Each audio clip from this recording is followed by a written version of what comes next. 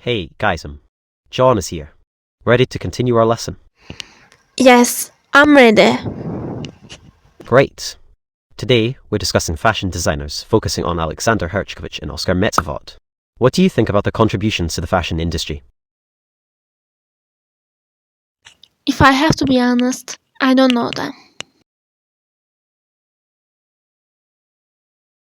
No problem. Let me give you a brief overview. Alexander Herchkovich is known for his bold and innovative designs, often blending traditional Brazilian elements with modern styles. Oskar Metzavot focuses on sustainability and uses eco-friendly materials in his collection. What are your thoughts on the importance of innovation in fashion? When I look from fashion designer's perspective, I can say innovation is important because it grows designers' mind, creativity, and imagination. It's also good for people who follow this fashion because they can be bored if they wear same thing all the time. That's a great point. Innovation keeps fashion exciting and allows for personal expression. However, some might argue that trends can sometimes overshadow individuality. Do you think people should prioritize personal style over following trends? Trends don't push us hard to obey them, so I don't think trends are a problem. Innovation is good, but if people don't want to, they can choose to not obey it. That's an interesting perspective. It's true that fashion should be a personal choice. However, some argue that trends can create pressure to conform. How do you think social media influences people's choices in fashion? You asked that question to me before. You asked that to me 2 times before. If my viewers want to see my response, they can watch my fashion and culture and shopping video, or they can watch social media video. I gave you response in my 2 videos. I apologize for the repetition. It sounds like you have a solid understanding of the topic from your videos. Let's shift focus then. How do you think cultural influences shape fashion designers' work, especially in the case of Herchkovich and Metzavot? If it's a poor country, designers can use eco-friendly materials more.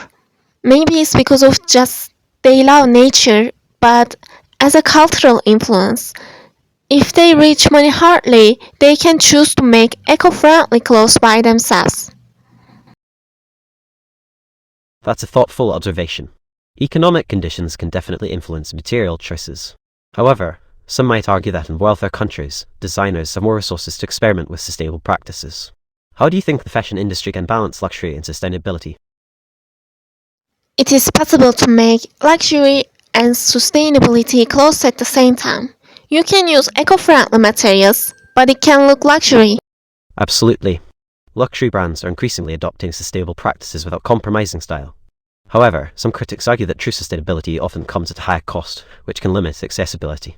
What do you think about the affordability of sustainable fashion? Is sustainable fashion more expensive than luxury clothes, you say? That's a great question. Generally, sustainable fashion can be more expensive due to the quality of materials and ethical production processes. However, luxury clothes often have high price tags as well. Do you think consumers are willing to pay more for sustainable options?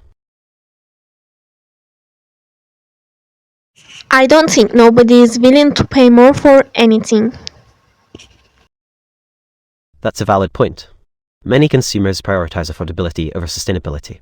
However, some people are becoming more conscious of their choices and may invest in sustainable fashion. Do you think education about the benefits of sustainable fashion could change consumer attitudes?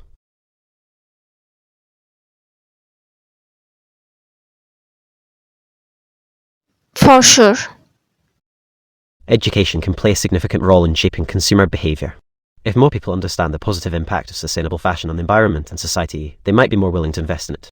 What kind of strategies do you think could effectively promote sustainable fashion awareness? Maybe we can make an ad which tells to people that non-eco-friendly materials are harmful for nature.